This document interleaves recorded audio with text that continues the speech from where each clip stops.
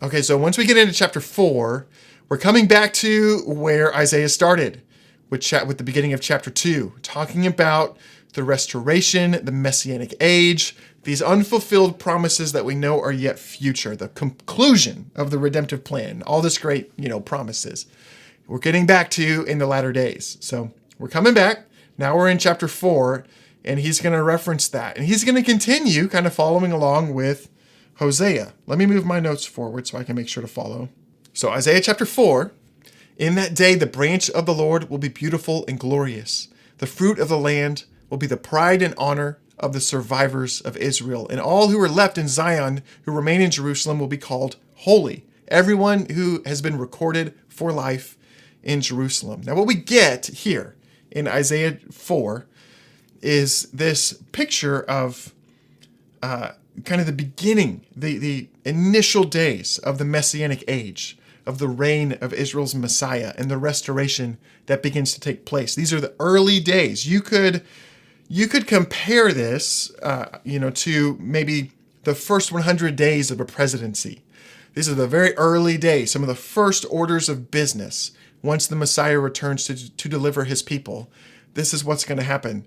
There's going to be a regathering of all the survivors of the tribulation. Now, the meaning of in that day, the branch of the Lord will be beautiful and glorious. Now, some people have said the branch of the Lord being beautiful and glorious is a reference to the Messiah. That may be. And that's kind of been the traditional view. More recently, in the original text, the branch of the Lord is not necessarily treated as a proper noun in the messianic sense. In the original, if you're just looking at it strictly from isolating this passage of what is he really talking about, and even historically, there's not a lot of the branch of the Lord yet type of language where you notice. It's not this primary pronoun, type of a title that's being given.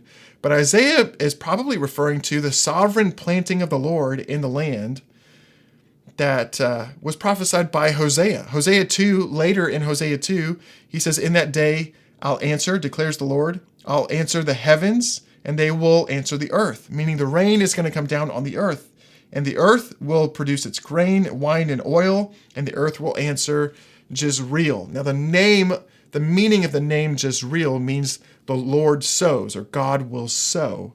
And so then the very next verse says, God will sow Israel for himself in the land. And I will have mercy on no mercy, and say to not my people, you are my people. And he will say, you are my God. So what we're probably looking at with the branch of the Lord being beautiful and glorious is the agricultural environmental restoration that Hosea had described in Hosea 2, verses 21 through 23. The heavens answer the earth answers, and there's this agricultural, ecological restoration, which is paralleled in Psalm 104, I want to say. We see the same thing kind of referenced there. That is what scholars believe is most likely being referenced. And then the fruit of the land will be the pride and honor of the survivors. That just really seems to go together. Now, Isaiah mentions mortal survivors of the tribulation. The survivors of Israel, all who are left in Zion at the end of the tribulation. And sometimes this is not commonly taught. It's very commonly taught in Scripture, but it's not commonly taught in our churches. That at the end of the tribulation, when the Messiah returns, when Jesus comes back, there are mortal survivors on the earth who are not resurrected. These are individuals who were neither included in the resurrection or rapture, nor were they executed along with the wicked. So these are often referred to as kind of these in-between people, these undecided people who are referred to as the unsaved survivors, the unsaved resistors or tribulation survivors. Maybe they resisted the Antichrist, though they didn't fully answer the call to salvation, where they would have been included in the resurrection. So they're kind of neither side. These unresurrected survivors will be documented and assembled for covenant renewal, which is what Isaiah is talking about here. This was also prophesied in Hosea chapter 2. Let's go. Let's go, everybody. Here's Hosea chapter 2, verse 14. Again, the parallels are just huge between these two passages.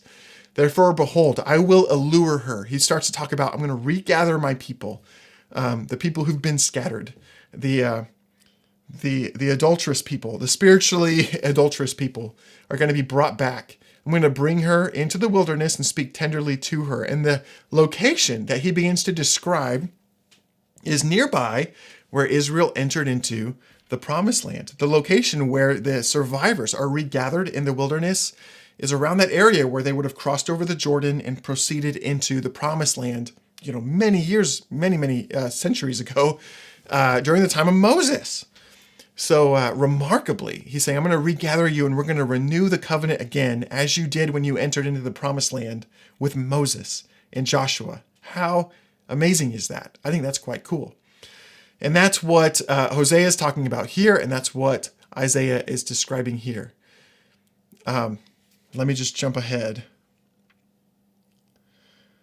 Isaiah continues to mirror Hosea 2 with this description of the salvation of Israel, a national salvation. This is the first time in Scripture where where the Bible directly describes the salvation of a nation, the saving of a whole nation. There's no other nation in Scripture that is described this way before Israel. Israel is among the first to be considered the permanently holy recipients of salvation as a nation, according to the biblical prophets. And that's what Hosea describes and what Isaiah is describing here. When the Lord shall wash away the filth of the daughters of Zion and cleanse the bloodstains of Jerusalem from its midst, by a spirit of judgment and by a spirit of burning.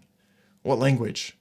Now let me just jump back over here, because look, in that day declares the Lord, Hosea 2, you will call me my husband, and you'll no longer call me my Baals, and I'll remove all these former masters from your life, and I will make for them a covenant on that day with the beasts of the field and the birds of the heavens and the creeping things of the ground, and I will abolish the bow and sword from the land, and I'll make you lie down in safety, and I will betroth you to me forever, betroth you to me in righteousness and in justice, in steadfast love and mercy.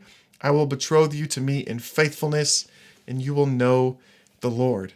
And then there's that promise of the agricultural, ecological restoration that we referenced earlier. So these are really going together. It's beautiful. There's no language like that for any other nation before the nation of Israel. It's a beautiful fulfillment of his covenant with them, all the way back to Leviticus 26 and Deuteronomy 28. Really, that's what's in view. Leviticus 26, Deuteronomy 28 are being fulfilled in a complete way. It's awesome. And that really is, this is so crucial to the storyline of God's redemptive plan for the world and the completion of the Great Commission that stems from those promises in the Abrahamic and Messianic, or Mosaic and Davidic covenants. All these promises collide in this moment. As Jesus returns, Israel is saved, and that salvation spreads to the nations throughout the Messianic age in a tangible, permanent way where the nations literally are discipled, where the Great Commission takes on a whole nother level of life and practicality under the tutelage of Jesus as he reigns in Jerusalem, which Isaiah just talked about in chapter 2. Anyway, I get on with the excitement of it, but guys, we're looking at the fulfillment of the Great Commission described right here. It's awesome. This is God's plan. This is his divine master plan from centuries of generation after generation that we have to look forward to, which, again, let's just keep going. The Lord will create over the whole site of Mount Zion and over all the assemblies a cloud by day and smoke and the shining of a flaming fire by night. Guys, listen, what does that sound like? That sounds to me like the pillar of cloud by day and fire by night described from their wilderness season, way back when they get brought out of the land of Egypt for 40 years. They were guided by a pillar of cloud by day and fire by night that provided shelter, and not only shelter, but direction of where they were supposed to go. I included this in the notes. Let me pull it up. I'm just going to read it for you. I won't pull it up on screen, but Numbers chapter 9, starting in verse 16, They go on to just kind of document how this pillar of cloud and fire functioned. So it was always the cloud covered it by day and the appearance of fire by night. They're talking about the tabernacle in Moses' day. And whenever the cloud lifted from over the tent, after that, the people of Israel would set out to the place where the cloud settled down. They just follow it. And the people of Israel would camp there. And at the command of the Lord, the people would set out. And at the command of the Lord, the people would camp. Just wherever the pillar goes, when it goes somewhere, off we go. And when it stops, we stop. It's that simple. As long as the cloud rested over the tabernacle, they remained in the camp. That's Numbers 9. And it goes on to describe more of that. That's how Israel was guided through the 40 years of the wilderness. I mean, imagine that being your arrangement with God as he is providing shelter and guidance and direction and food. I mean, it talks about the manna, the way that God provided them, the manna and the birds and many things that sustained them through those years. God says this is going to be the signal. The regathering signal is actually going to be the returning of the pillar of cloud and fire. God is going to raise up the pillar of cloud and fire again as the remnant of Israel that's scattered around the nations are regathered into the land to that wilderness point, which is where the pillar had previously ended. The pillar brought them into the promised land, and then it departed. And now here, from the point where they entered into the promised land, the pillar returns and guides them back into Jerusalem for the inauguration of the Messianic age and the ceremonies that happen on Mount Zion. How cool! What a cool kind of full circle fulfillment of the storyline that I would have never known about if Isaiah didn't put it here. And look how he describes it. For over all the glory, there will be a canopy. It's meant to be a canopy. And the word for canopy is actually a reference to a Jewish wedding tradition. If you've seen a Jewish wedding, you'll notice that the bride and the groom stand at an altar that is beneath a canopy, especially an intentionally designed canopy. That is meant to define the nature of their relationship. It actually has symbolism in the relationship of that marriage. The intentionality of that marriage goes into the design of the canopy. And so it is here, where God says, I'm actually going to put that wedding canopy up over the assembly as we renew our covenant.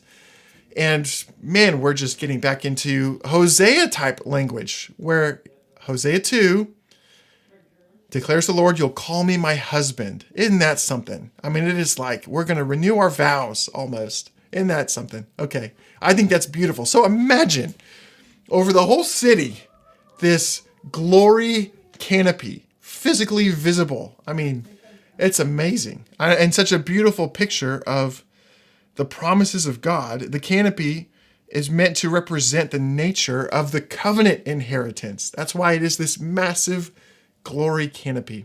And there will be a booth for shade from the day, from the heat, and a refuge and shelter from the storm and the rain. Just practically the Lord thinking about it. That's amazing.